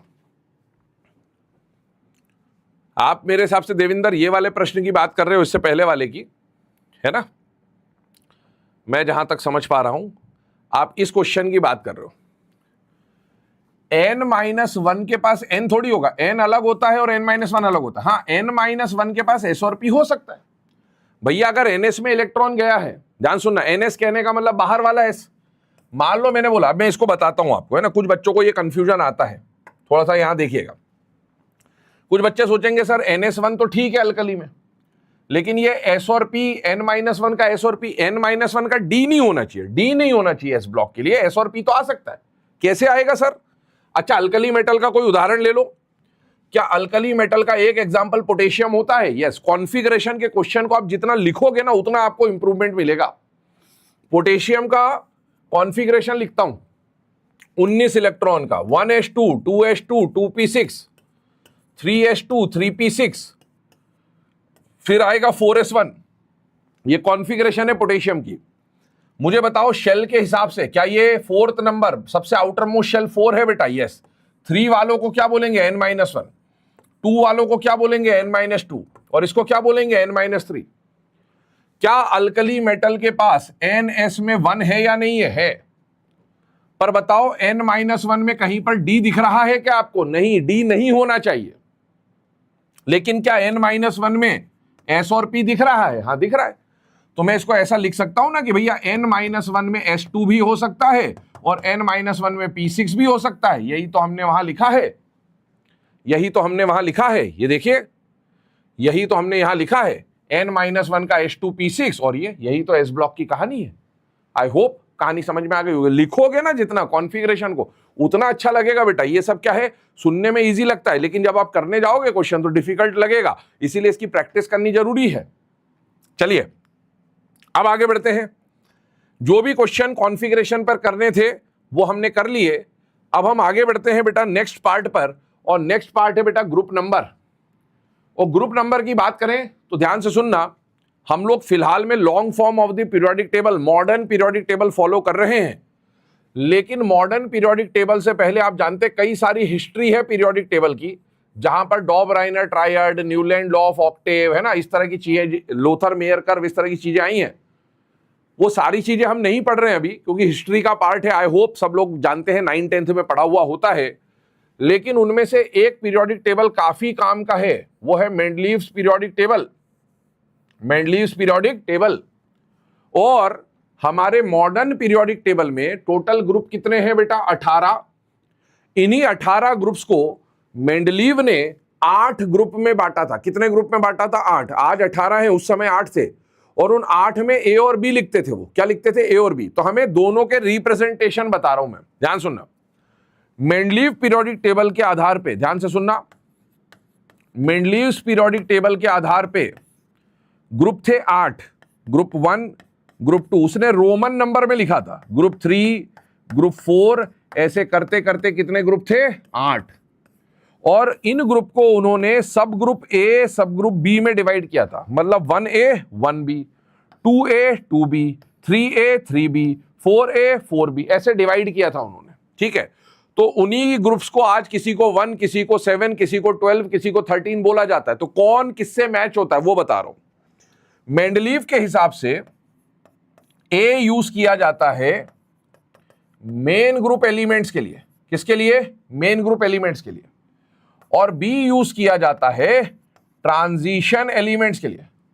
मेन ग्रुप एलिमेंट कहने का मतलब जो एस और पी ब्लॉक होगा ना, उनके साथ हम ए यूज करेंगे, और जो डी ब्लॉक होगा ना, उसके साथ हम लोग बी यूज करेंगे। बेटा ध्यान से देखिएगा। अब नंबर, मैक्सिमम नंबर कहां तक जा सकता है? 8 तक, और ए बी लिखना है। पहले नंबर पे बताता हूं, मॉडर्न के हिसाब से और मेंडलीव के हिसाब से। मेंडलीव के हिसाब से रोमन में लिखना है। बेटा 1 को लिखो 1, 1 को लिखो 1 मेंडलीव के अकॉर्डिंगली, 2 को लिखो 2, 3 को लिखो 3, 8 तक कोई दिक्कत नहीं, 8 तक तो चलेगा। 4 को लिखो 4, बोलते चलिएगा। 5 को लिखो 5, 6 को लिखो 6, 7 को लिखो 7, और 8, 9, 10 को मिलाकर 8 बोला गया था उस समय। 8, 9, 10 को मिलाकर 8 को 8 तो बोला जाएगा, लेकिन 9 और 10 को भी उस समय 8 बोला उन्होंने। ठीक है, तो 1 को 1, 2 को 2, 3 को 3, 7 को 7, 8, 9, 10 को मिलाकर 8 बोला। अब इधर आओ, इनके लिए क्या करें सर? 11 नंबर का तो कोई ग्रुप ही नहीं है, तो 11 नहीं देखना है, ये देखना है इसके लास्ट में क्या है? 1, लास्ट में क्या है? 2, लास्ट में क्या है? 3, 4, 5, ये लिखिए। तो 11 के एंड में 1 है तो 1 लिखो, 12 के एंड में 2 है तो 2 लिखो, 13 में 3, 14 में 4, 15 में 5, 16 में 6, 17 में 7, 17 में 7, ध्यान से सुनना। 18 में 8 नहीं लिखना है। 18 वाले एलिमेंट उस समय डिस्कवर नहीं हुए थे, तो इनको बोला गया, ये बाद में डिस्कवर हुए, और इनको एक नाम दे दिया गया। क्या नाम दे दिया गया बेटा? जीरो ग्रुप, क्योंकि ये बॉन्ड फॉर्मेशन में पार्टिसिपेट नहीं करते हैं, जीरो बॉन्डिंग कैपेसिटी दिखाते थे। अब तो खैर बन जाते, जेनॉन के कंपाउंड आप पढ़ते हो, लेकिन उस समय के हिसाब से इसको क्या बोला गया था? Zero group. कल हमने ग्रुप 18 के नाम लिखे थे, याद करिए। इनर्ट गैसेस, नोबल गैसेस, एरोजेंस, उसके अलावा एक और नाम आ जाता है। कौन सा नाम आ जाता है बेटा? Zero group. अब सुनो, 1 यहां भी आ गया, 1 यहां भी आ गया, 2 यहां भी आ गया, 2 यहां भी आ गया, तो फिर तो कंफ्यूजन हो गया। उसी कंफ्यूजन को दूर करने के लिए उन्होंने क्या यूज किया? ए और बी। अब बताओ, एस और पी ब्लॉक का अगर कोई ग्रुप है तो उसके लिए क्या यूज करूंगा? ए। तो ये रहा एस ब्लॉक और ये रहा पी ब्लॉक। तो एस और पी के लिए ए लिखना है कि बी लिखना है? ए लिखना है। तो 1A 2A, यहां पर आइए 3A 4A 5A 6A 7A, वो तो जीरो ग्रुप है, भूल जाइए। अच्छा, ये वाला ग्रुप कौन सा हो गया? ये क्या हो गया बेटा? D block. और डी ब्लॉक के लिए ए का इस्तेमाल करना है कि बी का इस्तेमाल करना है? तो बी का इस्तेमाल करना है। तो 3B 4B 5B 6B 7B, 8 को ए भी लिखने की जरूरत ही नहीं, क्योंकि 8 का ये अकेला है और कोई है ही नहीं। तो आप चाहो तो 8B लिख दो, चाहे 8 लिख दो तो भी चलेगा, और 1 का भी 2 का भी। देखिए 1B 2B 3B 4B 5B 6B 7B 8, 1A 2A 3A 4A 5A 6A 7A और जीरो ग्रुप। तो ये आगे से अगर मैं आपको बोलूं अल्कली मेटल, क्या बोलूं? Alkali metal. क्या अल्कली मेटल ग्रुप नंबर 1 का एलिमेंट होता है बेटा? यस है, लीना की रब से फरियाद। तो मैं हो सकता है आपको बोलूं कि सोडियम, ध्यान से सुनना, क्वेश्चन बोल रहा हूं, sodium belongs to which group? Sodium belongs to which group? ये क्वेश्चन बनाया, और मैंने इस प्रश्न में आपको कुछ ऑप्शन दिए। इस प्रश्न में आपको कुछ ऑप्शन दिए। पहला ऑप्शन मैंने बोला 1A, दूसरा ऑप्शन मैंने बोला 2A, तीसरा ऑप्शन मैंने बोला 3A, चौथा ऑप्शन मैंने बोला 0 ग्रुप। तो जरूरी नहीं है कि वो अल्कली मेटल के लिए हमेशा 1 2 3 4 यूज करे, वो कई बार मेंडलीव का ग्रुप नंबर दे देगा। तो अब हमें समझ में आना चाहिए कि सोडियम मतलब ग्रुप 1 और ग्रुप 1 को मेंडलीव में क्या लिख सकते हैं, 1A। इसीलिए हमारा करेक्ट आंसर क्या हो जाएगा, 1A। आई होप ये कन्वेंशन की जरूरत कैसे क्वेश्चनों में पड़ सकती है वो आपको समझ आ गया होगा, तो ये जानकारी होनी चाहिए। आई होप ये क्लियर है। अगर क्लियर है तो यस लिख दे बेटा कमेंट में, फिर आगे बढ़ते हैं। यस लिख दे।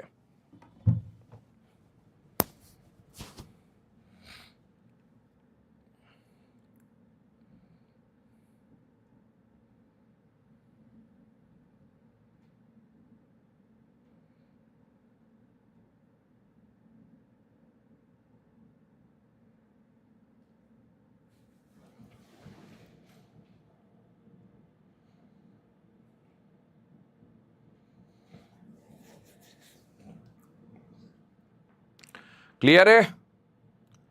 अगर यहां तक की कहानी क्लियर है तो एक बार फटाफट यस लिख दें। यस, बहुत बढ़िया बहुत बढ़िया बहुत बढ़िया बहुत बढ़िया। आगे बढ़े अब इसके आगे, है ना।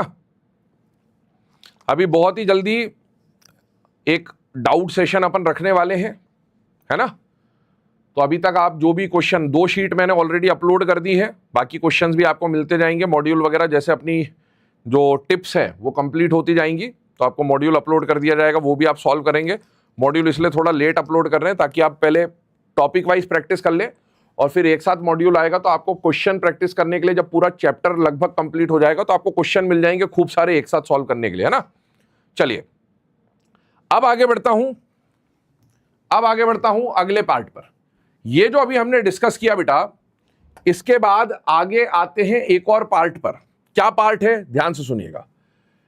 एक टॉपिक हमारे सिलेबस में आता है जिसका नाम है IUPAC नॉमेनक्लेचर। क्या टॉपिक आता है बच्चों, IUPAC नॉमेनक्लेचर। ठीक है, IUPAC नॉमेनक्लेचर कहने का मतलब है आप अपने सिलेबस में इनऑर्गेनिक में IUPAC नॉमेनक्लेचर कई बार पढ़ेंगे। जैसे यहां पर पढ़ रहे हो, इसके बाद आप कोऑर्डिनेशन कंपाउंड में IUPAC नेमिंग पढ़ेंगे, और ऑर्गेनिक केमिस्ट्री में तो आप IUPAC पढ़ते ही हैं। ये जो IUPAC नॉमेनक्लेचर हम पढ़ रहे हैं ना, ये उन एलिमेंट्स के लिए है for atomic number greater than 100। अगर किसी एलिमेंट का एटॉमिक नंबर 100 से ज्यादा है, जैसे सोडियम, पोटेशियम, रुबिडियम, सीजियम, इनके एटॉमिक नंबर 100 के अंदर हैं, लेकिन जिन एलिमेंट का एटॉमिक नंबर 100 से ज्यादा होगा उनके लिए IUPAC ने एक फिक्स्ड पैटर्न की नेमिंग दे रखी है कि फ्यूचर में अब कोई भी डिस्कवर हो उसका नाम आज ही आप बता सकते हो, और वो हम लोग कहां पढ़ने वाले हैं, IUPAC नॉमेनक्लेचर में। लेकिन अब इससे रिलेटेड NCERT बुक में एक बहुत ही इंटरेस्टिंग स्टोरी दे रखी है कि इसकी जरूरत क्यों पड़ी। जब हम एलिमेंट के नाम सोडियम, पोटेशियम, थोरियम, फ्रांसियम ये सब रख रहे थे, तो इसकी जरूरत क्या पड़ी। जरूरत इसलिए पड़ी, ध्यान से सुनिएगा, एक एलिमेंट जिसका एटॉमिक नंबर 104 है। क्या है, 104। क्या 104 100 से ज्यादा है बेटा, यस। एक्चुअल में कुछ एलिमेंट्स होते हैं 92 के बाद वाले, जैसे यूरेनियम का एटॉमिक नंबर 92 है, तो 92 से आगे वाले जो एलिमेंट होते हैं जिनका एटॉमिक नंबर 92 से ज्यादा होता है, उन्हें नॉर्मली ट्रांस यूरेनिक एलिमेंट्स बोला जाता है। क्या बोला जाता है, ट्रांस यूरेनिक, यूरेनियम के बाद आने वाले। तो एक बात है कि ये जो एलिमेंट होते हैं ना, इनमें से ये जो एलिमेंट होते हैं ये आर्टिफिशियल है, ये मैन मेड है, ये लेबोरेटरी मेड है। तो ये जो एलिमेंट है ये लेबोरेटरी में बनाया गया। तो लेबोरेटरी में बनाने का काम किसी कंट्री ने, कुछ ग्रुप ऑफ साइंटिस्ट ने, कुछ ग्रुप ऑफ पीपल ने किया होगा। तो ये जो 104 है ना, इसको बनाने का कारनामा 2 कंट्रीज ने एक साथ चालू किया। कौन कौन सी कंट्रीज, ये सब NCERT की कहानी है, ध्यान से सुनना। एक USA और एक USSR, सोवियत रशिया, जो अनब्रोकन रशिया था पहले का, है ना, सोवियत में। तो एक आ गया USA और एक आ गया USSR। ये दोनों कंट्रीज कंपाउंड, इस एलिमेंट को, कंपाउंड तो नहीं, इस एलिमेंट को बनाने का काम चालू कर दिया। और USA ने बोला कि क्योंकि ये दोनों ने क्लेम कर दिया, क्या क्लेम कर दिया, इससे पहले कभी ऐसा हुआ नहीं था। अब 2 कंट्री ने एक साथ क्लेम कर दिया। USA बोल रहा है 104 को मैंने डिस्कवर किया, और यूएसएसआर बोल रहा है कि 104 को मैंने डिस्कवर करा। और ऑब्वियसली अगर किसी एलिमेंट को मैंने डिस्कवर किया है तो उसको नाम रखने का अधिकार भी तो मेरे पास ही होगा ना। तो वैसे यहां पर है, यूएसए ने बोला 104 को मैंने डिस्कवर करा, तो यूएसए ने बोला 104 का नाम मेरे हिसाब से रदरफोर्डियम होना चाहिए। क्या होना चाहिए? रदरफोर्डियम होना चाहिए, क्योंकि मैंने डिस्कवर करा है तो नाम मैं रखूंगा, और मैं क्या नाम रखना चाहता हूं? रदरफोर्डियम। यूएसएसआर ने बोला कि नहीं भैया, इसने नहीं डिस्कवर करा, मैंने डिस्कवर करा, तो मेरे हिसाब से 104 का नाम मैं रखूंगा कुर्चाटोवियम। क्या नाम रखूंगा? कुर्चाटोवियम। तो यूएसए ने बोला इसका नाम रदरफोर्डियम होना चाहिए, यूएसएसआर ने बोला इसका नाम कुर्चाटोवियम होना चाहिए। कंफ्यूजन क्रिएट हो गया। एक ही एलिमेंट के दो नाम थोड़ी हो सकते, ऑफिशियल दो नाम नहीं हो सकते। हाँ, चिंटू पप्पू बबलू घर में कुछ भी बुला लो, लेकिन ऑफिशियली जो किताबों में नाम चलेगा तो 11 नंबर है, मतलब सोडियम ही होगा, चाहे वो यहां की किताब हो चाहे किसी भी देश की किताब हो। तो 104 के दो नाम नहीं हो सकते कि यूएसए वाला तो पढ़ा दे कि रदरफोर्डियम, यूएसएसआर पढ़ा दे कुर्चाटोवियम, तो पाकिस्तान बोलेगा कि 104 का नाम इमरान खानियम, बांग्लादेश बोलेगा 104 का नाम शेख हसीनियम। तो ऐसा थोड़ी हो सकता है, नाम तो एक ही होगा ना बेटा। तो ध्यान से सुनिएगा, 104 के लिए लड़ाई हो गई। अब लड़ाई हो गई तो आईयूपीएसी ने बोला कि भाई दोनों कंट्रीज के क्लेम को पहले चेक करेंगे कि भैया इनका क्लेम ज्यादा सही है या इनका क्लेम ज्यादा सही है। तो आईयूपीएसी ने इससे बोला भाई अपनी प्रैक्टिकल फाइल दे दो, आपने कैसे कैसे बनाया, उसकी मेल्टिंग पॉइंट क्या है, बॉइलिंग पॉइंट क्या है, प्रॉपर्टीज क्या है, एक फाइल पहुंचवा दी। इससे भी फाइल मंगा ली, बोले हम तुम्हारी फाइल चेक करते हैं, फिर बताते हैं तुम सही कि तुम सही, किसका आंसर सही है वो देखेंगे। लेकिन मीनवाइल आईयूपीएसी को एक बात समझ में आई कि ये तो अभी पहली बार ऐसा हुआ है कि दो कंट्री ने क्लेम करा, क्योंकि अब कंट्रीज खुद ही आर्टिफिशियल एलिमेंट है तो लैब में बनेंगे, लैब में बनेंगे तो इंसान बनाएगा, इंसान बनाएगा तो जरूरी थोड़ी कि एक ही इंसान ये बना रहा हो सकता है इसका काम ये चुरा ले, ऐसा भी तो होता है, पायरेसी है ना। तो अब क्या कहानी हुई, ध्यान से सुनिएगा कि यहां पर जब हम बात कर रहे हैं तो हो सकता है 104 के बाद फ्यूचर में और भी ऐसे एलिमेंट हो जिनकी नेमिंग के लिए दो या दो से ज्यादा कंट्रीज आपस में लड़ पड़े कि भैया मैंने डिस्कवर करा, मैंने डिस्कवर करा, मैंने डिस्कवर करा।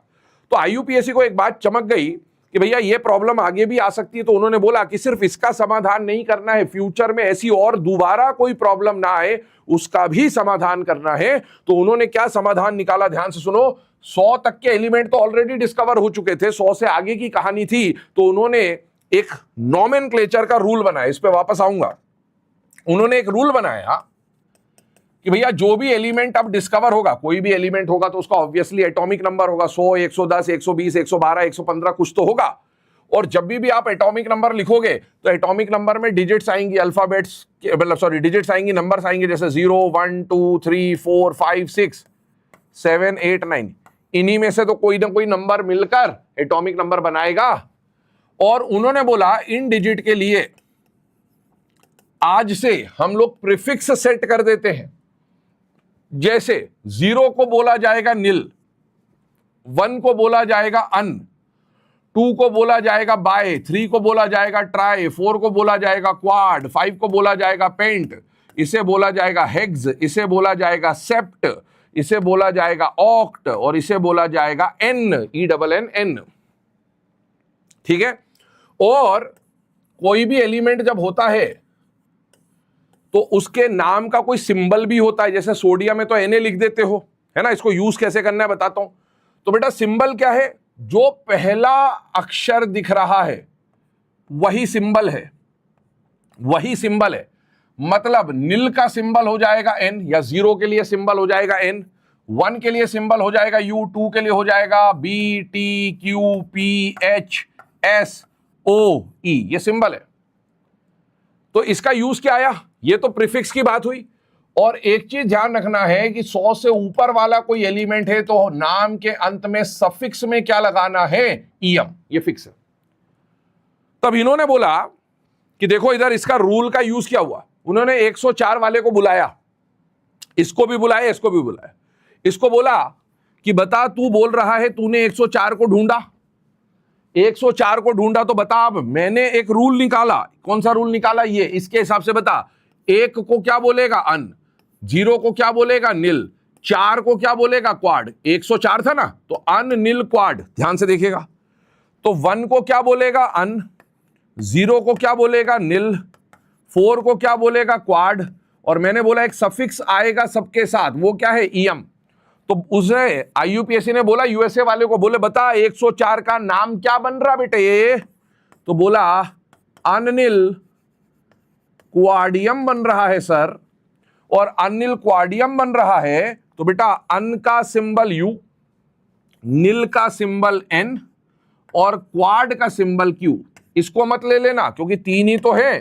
तो अन नील क्वाड यूएन क्यू बन गया, यूएन क्यू बन गया, यूएन क्यू बन गया बेटा, है ना?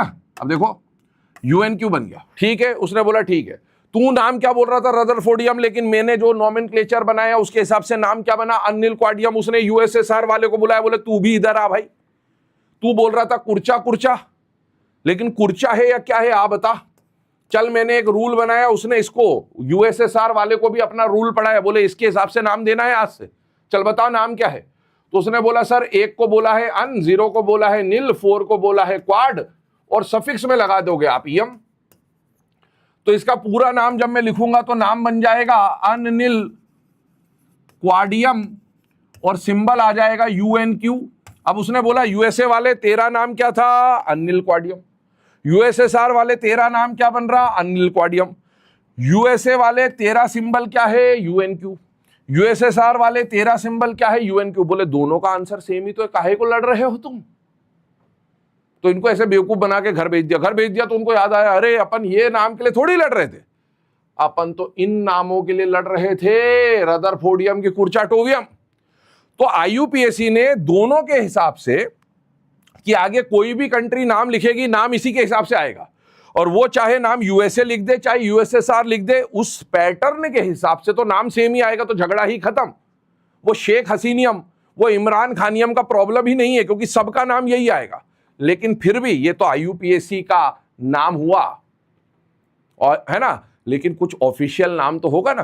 तो ऑफिशियल नाम की लड़ाई जब चली तब पता चला, आईयूपीएसी ने बाद में दोनों की फाइलें पढ़ी और उसने देखा, उसने पाया कि यूएसएसआर का क्लेम थोड़ा गलत था और यूएसए ने जो प्रॉपर्टी वगैरह एक्सप्लेन करी थी वो ज्यादा प्रॉपर थी। इसलिए 104 को आईयूपीएसी के हिसाब से तो हम अनिल क्वाडियम बोल देते हैं, लेकिन 104 का जो ऑफिशियल नेम है, क्या नेम है बेटा? ऑफिशियल नेम है, वो ऑफिशियल नेम क्या जाना जाता है आजकल? रदरफोर्डियम। क्या नाम जाना जाता है बेटा? रदरफोर्डियम। कल मैंने आपको बताया था रदरफोर्ड डूबा सी में बोहर हसमत, वही रदरफोर्ड है बेटा ये, और रदरफोर्ड का सिंबल है आरएफ। तो क्या ये कहानी आपको क्लियर हो गई है ना? तो एक काम करें, ये जो लिखा हुआ है इसको अभी आपको लिखना नहीं है, आपको लिखना जो मेन है, पहले ये हेडिंग डाल लीजिए आईयूपीएसी नोमेनक्लेचर, और आईयूपीएसी नोमेनक्लेचर के बाद आप ये लिखिए पहले तो, है ना। और फिर वो जो रदरफोर्डियम कुर्चाटोवियम है वो मैं लिखवाता हूं क्वेश्चन के फॉर्म में। इसको अप्लाई करते हैं 2-3 एग्जाम्पल के लिए। मान लीजिए आपको इम्तिहान में 104 का नाम पूछ लिया, तो अभी मैंने बताया 104 के लिए 1 के लिए लिखूंगा अन, 0 के लिए लिखूंगा नील, 4 के लिखूंगा क्वाड, और लास्ट में आएगा ईएम। नाम बनेगा अनिल क्वाडियम और सिंबल आ जाएगा यूएनक्यू। मान लीजिए मैंने आपको एग्जाम्पल दिया 120, तो 120 का नाम लिखना है, तो बताओ 1 का नाम क्या है? अन, 2 का नाम क्या है? बाय, 0 का नाम क्या है? नील, और सफिक्स में क्या आ जाएगा? ईएम। तो नाम बन जाएगा अनबायनिलियम, UBN will be the symbol. मान लो मैंने आपको बोला 115 का नोमेनक्लेचर का नाम बताइए, तो अन पेंटियम, तो सिंबल और नाम बन जाएगा अन पेंटियम, और सिंबल हो जाएगा UUP, है ना। तो कोई भी नाम दे दे, कोई भी नंबर दे दे, 100 से ज्यादा का कोई भी एटॉमिक नंबर दे दे, इसकी मदद से आप उसका नाम लिख सकते हो। पहले जो स्लाइड बोर्ड पे है इसको नोट डाउन करिए फटाफट, फिर कुर्चाटोवियम रदरफोर्डियम पर आते हैं।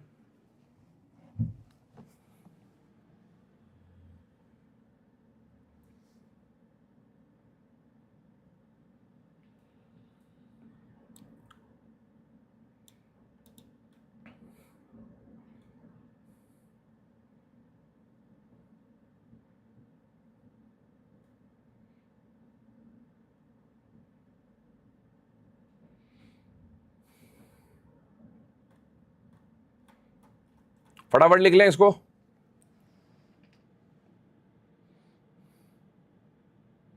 दो मिनट का समय दे रहा हूं, फटाफट नोट डाउन कर लीजिए।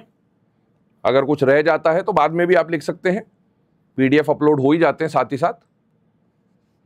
हाँ, नाम कुर्चाटोवियम ज्यादा फैंसी नेम है कुर्चाटोवियम।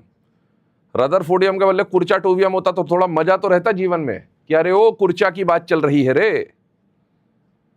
लेकिन ठीक है, रदरफोर्डियम ठीक है, चलेगा।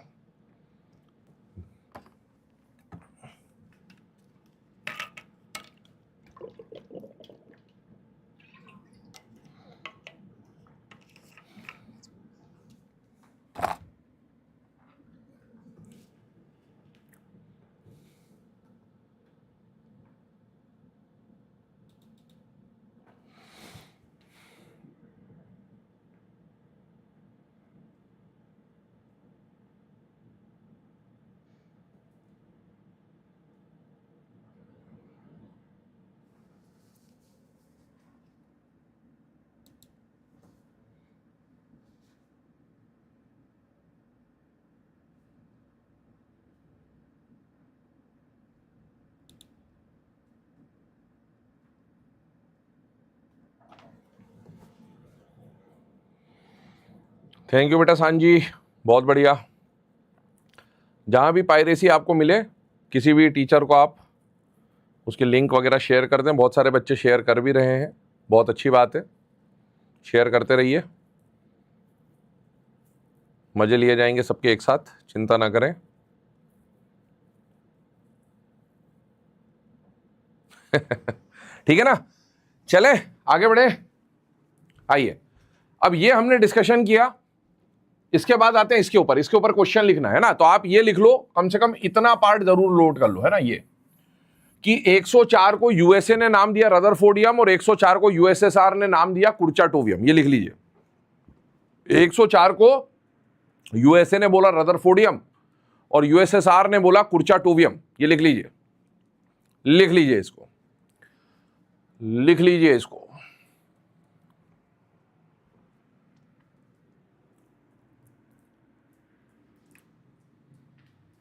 ठीक है, चलिए अब इस पे क्वेश्चन आपको लिखा दे रहा हूं, क्वेश्चन लिखिएगा, क्वेश्चन लिखिएगा। According to USA, according to USA the official name, according to USA the official name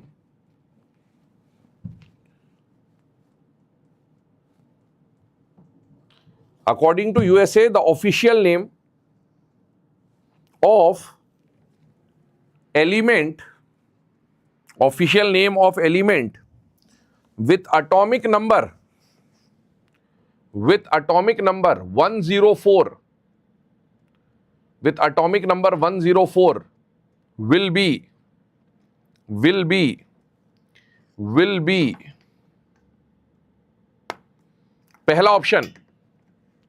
पहला ऑप्शन रदरफोर्डियम, दूसरा ऑप्शन कुर्चाटोवियम, तीसरा ऑप्शन फ्रांसियम, चौथा ऑप्शन सीबॉर्गियम, SEABORGIUM, सीबॉर्गियम। ठीक है ना। करेक्ट आंसर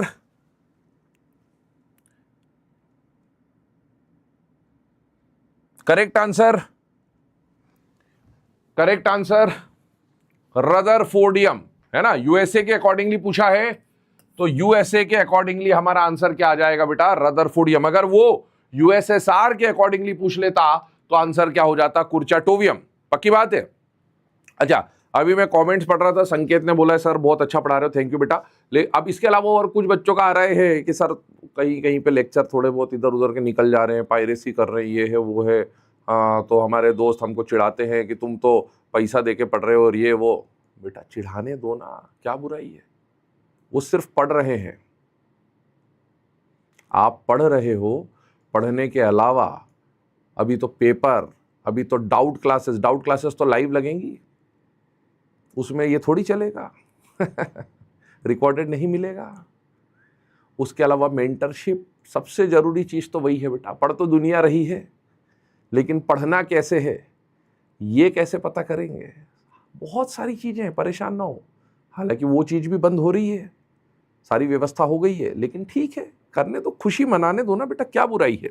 खुश रहने दो यार, कोई खुश है थोड़ा बहुत तो थोड़े दिन खुश रहने दो, ठीक है। चलिए आइए इस पर बात करते हैं। अब ये मैंने आपको बताया, और इनके अलावा रदरफोर्ड, डूबा, सी में, बोहर, हसमत, ये सारी चीजें मैंने आपको ऑलरेडी कल बता दी थी। अब ये सारी चीजें हो जाने के बाद एक और पॉइंट पर डिस्कशन कर रहा हूं, एक अगला कॉन्सेप्ट शुरू कर रहा हूं, that is identification of period, group and block. Identification of period, group and block, ठीक है ना? क्या होता है identification of period, group and block? Periodic table में 118 एलिमेंट हैं। 118 में से कोई एक एलिमेंट दे देगा। जैसे मान लो उसने बोला एक एटॉमिक नंबर बोला 63, तो क्या करेगा बेटा? एक एटॉमिक नंबर देगा और बोलेगा ये जिस भी एलिमेंट का एटॉमिक नंबर है उसका पीरियड नंबर बताइए, वो कौन से ग्रुप में, कौन से पीरियड में आता है, कौन से ग्रुप में आता है, कौन से ब्लॉक में आता है। ऐसे क्वेश्चन बनाता है एग्जाम में कि कोई एक एटॉमिक नंबर दे देगा और बोलेगा इसका पीरियड, ग्रुप, ब्लॉक बताओ। दूसरा, आपको एक कॉन्फ़िगरेशन दे देगा और बोलेगा कि ये जिसकी भी कॉन्फ़िगरेशन है वो एलिमेंट किस पीरियड में आता है, किस ग्रुप में आता है, किस ब्लॉक में आता है बताइए। और इस पीरियड, ग्रुप और ब्लॉक को निकालने के लिए ही हम एक टॉपिक पढ़ रहे हैं जिसका नाम है identification of period, group and block. तो पीरियड, ग्रुप और ब्लॉक निकालने के क्वेश्चन दो पैटर्न के बनेंगे। पहला तो एटॉमिक नंबर देकर पूछ सकता है, दूसरा इलेक्ट्रॉनिक कॉन्फ़िगरेशन देकर पूछ सकता है। तो पहले हम टाइप 1 को सॉल्व करेंगे कि मान लीजिए आपको एटॉमिक नंबर दिया गया और बोला गया पीरियड, ग्रुप और ब्लॉक निकालिए, तो कैसे निकाल सकते हैं, और फिर हम लोग अगली टाइप पे आएंगे। पहले फर्स्ट टाइप पे बात कर रहे हैं, ठीक है ना? ध्यान से देखिएगा। फर्स्ट टाइप की बात करूं तो केस 1, टाइप 1 है ना, on the basis of given atomic number. On the basis of given atomic number मतलब कोई एटॉमिक नंबर आपको दे दिया और बोला कि इस जो भी एटॉमिक नंबर है उसका पीरियड, ग्रुप और ब्लॉक निकालो। अच्छा, अगर मैं बोलूं कि एटॉमिक नंबर 1 है, पीरियड, ग्रुप, ब्लॉक निकालो, तो इसके लिए कोई रूल पढ़ने की जरूरत है क्या? नहीं। 1 से लेकर 30 तक के अगर कोई भी एलिमेंट आ जाए तो ये तो आपको पहले से ही पता है कि कौन से पीरियड में आते हैं, कौन से ग्रुप में आते हैं, कौन से ब्लॉक में आते हैं। इसके लिए रूल लगाने मत बैठना, ये तो डायरेक्ट आने चाहिए। हम लोग रूल उनके लिए पढ़ेंगे जो इससे बड़े एटॉमिक नंबर, 1 से लेकर 30 तो आप बचपन से पढ़ते हुए आ रहे हैं बेटा, है ना? तो आइए अब हम यहां पर जो भी रूल्स लिखने वाले हैं वो रूल्स किसके लिए होगा? 1 से 30 के लिए होगा या 30 से ज्यादा वालों के लिए होगा? 30 से ज्यादा। अब रूल जिस स्टेप जो मैं लिखा रहा हूं ना उसी ऑर्डर में फॉलो करना है। क्या फॉलो करना है? ध्यान से सुनना। पहली कंडीशन बताता हूं, यहां पर रूल लिख रहा हूं, ध्यान से देखिएगा। रूल नंबर 1 या स्टेप नंबर 1 लिख देता हूं। किस स्टेप में आपको सॉल्व करना है? सबसे पहले आता है स्टेप नंबर 1। स्टेप नंबर 1 है, if atomic number is between 58 to 71, ये लैंथेनाइड का एटॉमिक नंबर है। शुरू की 2 स्टेप में हम लैंथेनाइड, एक्टिनाइड ढूंढेंगे, दिमाग में फिट कर लीजिए। सबसे पहले देखना है लैंथेनाइड है या नहीं है। क्यों देखना है भैया लैंथेनाइड पहले? क्योंकि लैंथेनाइड का एटॉमिक नंबर लगातार होता है। 58 से 71 हुआ मतलब लैंथेनाइड है, पता चल जाएगा। 90 से 103 हुआ एक्टिनाइड है, पता चल जाएगा। ध्यान सुनिएगा, if the atomic number is between 58 to 71, क्या ये लैंथेनाइड्स होंगे या नहीं होंगे बेटा? होंगे।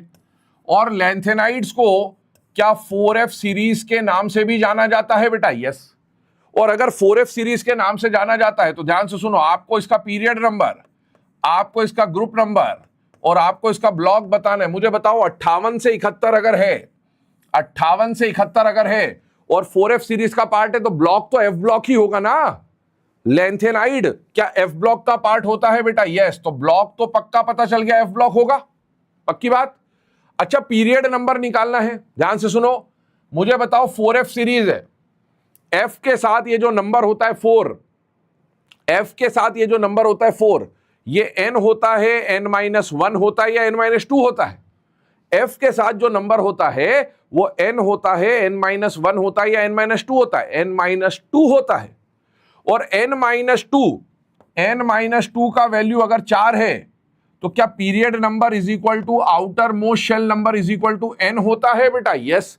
तो n-2 अगर 4 है तो n का वैल्यू हो जाएगा 4 + 2 दैट इज 6। और वैसे भी हम जानते हैं 4f series belongs to 6th period. I hope बात समझ में आ गई। अगले पे चलता हूं। अब आपको निकालना है ग्रुप। बेटा एक बात ध्यान रखें, पूरे लेंथेनाइड, पूरे एक्टिनाइड, पूरे लेंथेनाइड, पूरे एक्टिनाइड, पूरा एफ ब्लॉक ग्रुप थर्ड का पार्ट माना जाता है। किसका पार्ट माना जाता है? Group third. सेकेंड ईयर लाएंगे एसी तो ये ग्रुप थर्ड का पार्ट माना जाता है। थर्ड में जगह नहीं है इसलिए उनको नीचे रख देते हैं। और ग्रुप थर्ड को आज मैंने बताया मेंडलीव के हिसाब से 3B लिखा जाता है। मेंडलीव के हिसाब से 3B लिखा जाता है, ठीक है ना। अगर मान लीजिए ये हो गया आपका स्टेप नंबर 1, सुनते जाइएगा। मान लो जो एग्जामिनेशन में एटॉमिक नंबर आपको दिया गया, जैसे मान लो एटॉमिक नंबर अभी मैंने लिखा था 63। क्या एटॉमिक नंबर लिखा बेटा? 63। देखो अगर मैंने बोला एटॉमिक नंबर 63 है और बोला पीरियड, ग्रुप और ब्लॉक बताओ, तो सबसे पहले आप रूल लगाना चालू करो, रूल लगाना चालू करो। मुझे बताओ क्या ये रूल नंबर 1, स्टेप नंबर 1 58 से 71 में आ रहा है या नहीं आ रहा है? क्या ये 58 से 71 में आ रहा है? हाँ। और 58 से 71 है तो पीरियड हो जाएगा 6th, ग्रुप हो जाएगा 3rd और ब्लॉक हो जाएगा F। ये इसके आंसर हो गए। ये लिखना नहीं अभी है ना, ये कल लिखाऊंगा क्वेश्चन तो।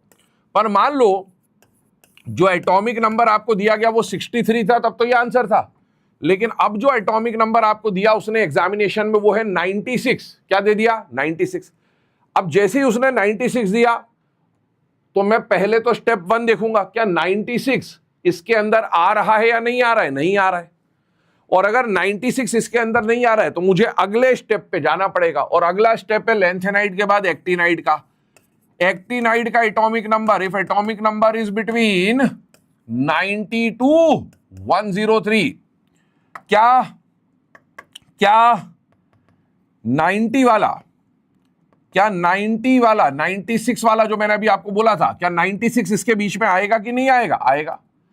और अगर एटॉमिक नंबर 90 से 103 है, एटॉमिक नंबर 90 से 103 है, एटॉमिक नंबर 90 से 103 है तो उन्हें बोला जाता है एक्टिनाइड्स। और एक्टिनाइड्स कौन सी सीरीज होती है बेटा? 5F series. कौन सी सीरीज होती है? 5F series. और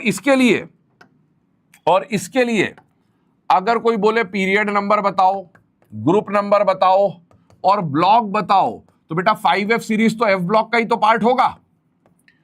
पूरा F ब्लॉक 58 से 71 हो या 90 से 103 हो, सबका ग्रुप नंबर 3rd या 3B होगा। और बेटा जैसे 4F belongs to 6th period है वैसे 5F belongs to 7th period होगा। ये इसके आंसर है। क्या ये दोनों स्टेप क्लियर है? अगर एटॉमिक नंबर 58 से 71 है तो पीरियड 6 होगा, ग्रुप 3rd होगा, ब्लॉक F होगा। अगर एटॉमिक नंबर 90 से 103 है तो पीरियड 7th होगा, ग्रुप 3rd होगा। अभी भी पूरा F ब्लॉक 3rd ग्रुप है और ब्लॉक हो जाएगा F। क्या ये दो स्टेप क्लियर है? एक बार कमेंट में बता दें।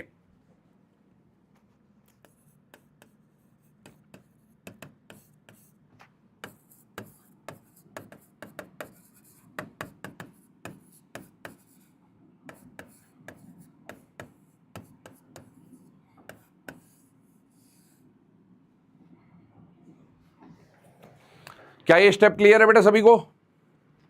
एक बार फटाफट लिख दें।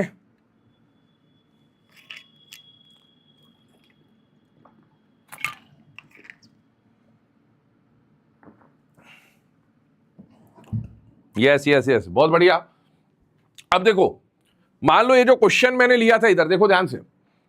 अगर एटॉमिक नंबर ये लिया, ये क्वेश्चन दिया आपको, क्या ये 58 से 71 में आ रहा है स्टेप नंबर 1 में? नहीं आ रहा। स्टेप 1 में नहीं आएगा तो मैं स्टेप 2 पे जाऊंगा। स्टेप 2 क्या बोलता है? 90 से 103। देखो क्या ये 90 से 103 में आ रहा है? हाँ। और 90 से 103 में आ रहा है मतलब 5F का पार्ट होगा, पीरियड हो जाएगा 7th, ग्रुप हो जाएगा 3rd और ब्लॉक हो जाएगा F।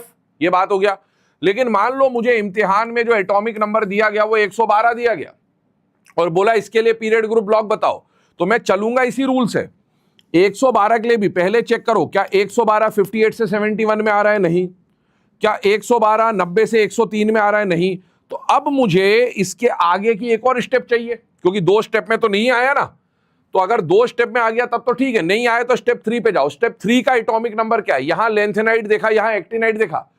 एक्टिनाइड का एटॉमिक नंबर कहां पर समाप्त हुआ है? 103 पे। तो उसी के जस्ट बाद अगला जो स्टेप है स्टेप 3, वो 103 पे पहला वाला खत्म हुआ, ये 104 से चालू करना है। अगर एटॉमिक नंबर 104 से, और लास्ट में हमारे पीरियोडिक टेबल में कितने एलिमेंट हैं? 118। तो अगर एटॉमिक नंबर 104 से 118 है, ध्यान से देखना, तो इनका पीरियड नंबर भी 7th होगा, क्योंकि भैया 103 वाले ही 7वें पीरियड में है, तो 104 और वाले 7 पीरियड या उससे आगे होंगे और 8वां पीरियड अभी तक आया नहीं है, तो ये 7वें पीरियड में ही होंगे। इसके अलावा आपसे पूछा इसका ग्रुप क्या होगा, आपसे पूछा इसका ब्लॉक क्या होगा। तो बेटा ग्रुप की बात करें और ब्लॉक की बात करें तो ध्यान से सुनना, इसका ग्रुप नंबर अगर 104 से 118 है ना, तो ग्रुप नंबर पता चलता है लास्ट 2 डिजिट से। लास्ट 2 डिजिट से, last 2 digits of atomic number. जैसे मान लीजिए इसको देखिए, क्या ये 104 से 118 के बीच में आ रहा है? यस। तो इसका पीरियड नंबर हो जाएगा 7th। लेकिन इसका ग्रुप नंबर लास्ट 2 डिजिट देखिए, लास्ट 2 डिजिट कौन सी है? 12। और अगर मुझे ग्रुप नंबर पता चल गया तो क्या मुझे ब्लॉक भी पता चल जाएगा बेटा? यस। और ब्लॉक पता कैसे चल जाएगा? ध्यान से सुनो, मुझे बताओ ब्लॉक कैसे पता चल जाएगा। आइए उस पर भी बात कर लेता हूं। देखिएगा, अगर बेटा कोई एलिमेंट एस ब्लॉक का हुआ, कौन से ब्लॉक का हुआ? एस ब्लॉक का, तो एस ब्लॉक का जो ग्रुप नंबर होता है क्या वो 1 और 2 होता है बेटा? यस। अगर एलिमेंट डी ब्लॉक का हुआ तो ग्रुप नंबर 3 से 12 होगा, और अगर एलिमेंट पी ब्लॉक का हुआ तो ग्रुप नंबर 13 से 18 होगा। एस ब्लॉक का ग्रुप नंबर 1 और 2, अगर मुझे ग्रुप नंबर 1 या 2 मिला तो एस ब्लॉक होगा, अगर मुझे ग्रुप नंबर 3 से 12 मिला तो डी ब्लॉक होगा, और अगर मुझे ग्रुप नंबर 13 से 18 मिला तो पी ब्लॉक होगा। सर आप एफ ब्लॉक क्यों नहीं लिख रहे हो? क्योंकि एफ तो आप पहले ही चेक कर चुके हो ना, एफ नहीं है तभी तो इस पे आए हो। तो ग्रुप नंबर पता चलेगा लास्ट 2 डिजिट से, और ब्लॉक किसकी मदद से पता चल जाएगा? अगर ग्रुप नंबर पता चल गया तो क्या ग्रुप नंबर की मदद से ब्लॉक पता चल जाएगा? यस। तो ब्लॉक पता चलेगा with the help of group number. क्या ये तीनों स्टेप क्लियर है बेटा सभी को? ठीक है। अब मान लो पहला स्टेप भी नहीं लगा, दूसरा स्टेप भी नहीं लगा, तीसरा स्टेप भी नहीं लगा। ध्यान से देखिएगा, मान लीजिए ये ग्रुप नंबर 12 है, 3 से 12 है मतलब डी ब्लॉक है, ये मुझे पता चल गया। लेकिन अब मान लीजिए मैंने आपको एक केस दिया और मैंने बोला 56, क्या बोला? 56, या 56 से पहले चलो मैं ले लेता हूं 48। एक एटॉमिक नंबर लिया मैंने, फिर 56 लेंगे। 48। अब मैंने बोला इसके लिए पीरियड ग्रुप ब्लॉक निकालो, तो पहले मुझे स्टेप 1 लगाना है। स्टेप 1 क्या बोलता है? 58 से 71 नहीं है। स्टेप नंबर 2 पे जाओ, 90 से 103 नहीं है। स्टेप नंबर 3 पे जाओ, 104 से 118 नहीं है। तो अब क्या करूं? मान लो 1 2 3 कुछ भी नहीं लग रहा, तो फिर क्या करना है? तो फिर आपको जाना है स्टेप नंबर 4 पे, और स्टेप नंबर 4 एक फॉर्मूला है। क्या है? अगर ये तीनों नहीं है, ध्यान सुनना, if any other atomic number Z is given, मतलब ऊपर के 3 ना हो उसके अलावा बात हो रही, और 1 से 30 हम ले नहीं रहे, तो एक फॉर्मूला लगाना है। फॉर्मूला लगाना है Z + 18, Z मतलब एटॉमिक नंबर जो दिया है, Z + 18 minus atomic number of next inert gas. मतलब अभी जैसे मैंने आपको एटॉमिक नंबर दिया, एटॉमिक नंबर क्या दिया? 48, तो atomic number Z plus 18 minus next inert gas 48 के बाद वाली इनर्ट गैस 54 होती है जेनॉन, तो ये माइनस कर दो। और जब ये माइनस करोगे ना तो एक वैल्यू मिलेगा 12। वो जो वैल्यू आएगी ना वो क्या बताएगा बेटा, ग्रुप नंबर। ध्यान से देखना, जब आप इसको सॉल्व करोगे ना इस फॉर्मूले को, तो सॉल्व करने पर एक वैल्यू आएगी और वो वैल्यू आपको पीरियड, ग्रुप और ब्लॉक में से क्या बताएगा बेटा, ग्रुप नंबर बताएगा। और ग्रुप नंबर अगर पता चल गया तो क्या ब्लॉक ऑटोमेटिकली पता चल जाएगा बेटा? यस, पता चल जाएगा। और इसका पीरियड नंबर कैसे निकालोगे? पीरियड नंबर कैसे निकालोगे? पीरियड नंबर निकालने का सिंपल सा एक तरीका है, ध्यान से देखिए। ऑलरेडी हम लोग सब सड़प में बात कर भी चुके हैं पहले भी बेटा। Period number 1 2 3 4 5 6 7। फर्स्ट पीरियड में एटॉमिक नंबर 1 से 2, यहां पर 3 से 10, यहां पर 11 से 18, यहां पर 19 से 36, यहां पर 37 से 54, यहां 55 से लेकर 86 और यहां पर 87 से लेकर 118। तो आपको अगर एटॉमिक नंबर दिया, मान लो एटॉमिक नंबर बोला है 48, क्या 48 इस रेंज में आ रहा है? यस। और ये रेंज कौन से पीरियड की है? 5th period. तो मुझे क्या, अगर ये याद है ली ना की रब से फरियाद, हीना नीना और करीना, इसकी मदद से मैं किसी का भी पीरियड नंबर निकाल सकता हूं। ठीक है, अब देखो इस पर आता हूं। क्वेश्चन जो अभी हमने लिया था, एलिमेंट कौन है? 48। अच्छा, ग्रुप नंबर 12 कौन से ब्लॉक का होगा? D block. और 48 कौन से पीरियड में आएगा? 5th पीरियड में, क्योंकि 5th पीरियड का रेंज 37 से 54 होता है। 37 से 54 होता है। एक और तरीका होता है, बताता हूं। जब भी कोई एटॉमिक नंबर दिया जाए, ये सब में लग जाएगा, अब जो बता रहा हूं पीरियड नंबर के लिए सब में लग जाएगा। जो भी एटॉमिक नंबर दिया जाए, जैसे 48 है, तो 48 किस पीरियड में आएगा वो पता लगाने के लिए 48 के बाद वाली इनर्ट गैस ढूंढो। 48 के जस्ट बाद जो इनर्ट गैस आती है वो 54 है। तो 54 कौन से पीरियड में आता है? 5वें। तो क्योंकि 54 5वें पीरियड में, तो 48 भी तो 5वें पीरियड में ही आएगा, है कि नहीं? इस पे आइए